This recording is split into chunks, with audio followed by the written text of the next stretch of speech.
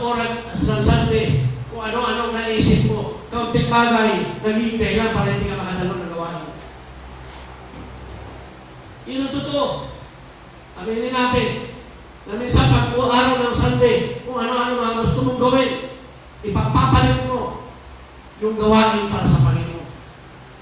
Mga kapatid, sa oras ng kasalan, mga kapatid, alam niyo, ang mensahe dito ng Panginoon, yung tao lamang na mga na-transform, yung mga tao lamang na talagang lubos ang pagtitiwala sa Diyos sa mga abing araw.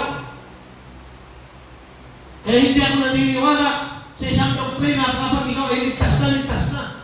Hindi pwedeng malamig ka pagdating ng Panginoon.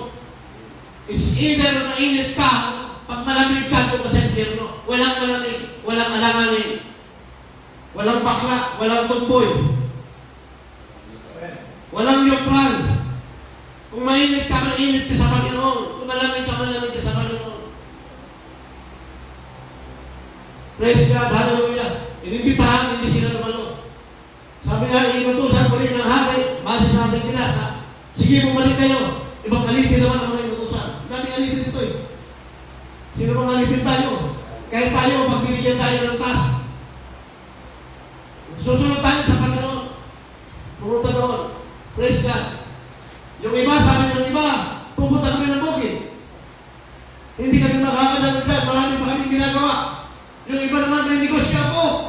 Hindi ko maiiwanan ang aking negosyo. Praise God. Hallelujah.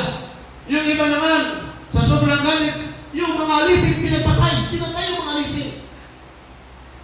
Tulad ni Charlie Clark, nag-preach, nagsishare ng Word of God sa Amerika. Binaril, pinatay. Nagpapaanyaya. Halik kayo ang Panginoon, ang kasagutan, ang natugunan ng mga problema na hinaharap ng ating bansa. Alam nyo, praise God, alam nyo ba, binibisita tayo ng Panginoon ang bansa natin? When God visited the nation, when He visited the nation, He will always come into something shaking. Ang sabi ng Panginoon, for a little while I will shake the heavens and the earth. God is shaking the earth.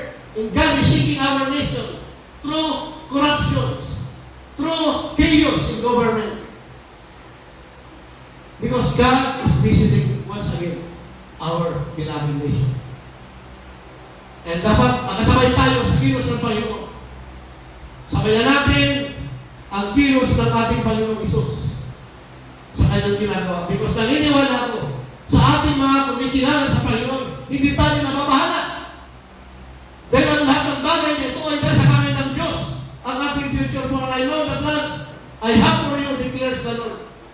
Naniniwala ako na may plano ng Diyos sa buhay ko. Amen?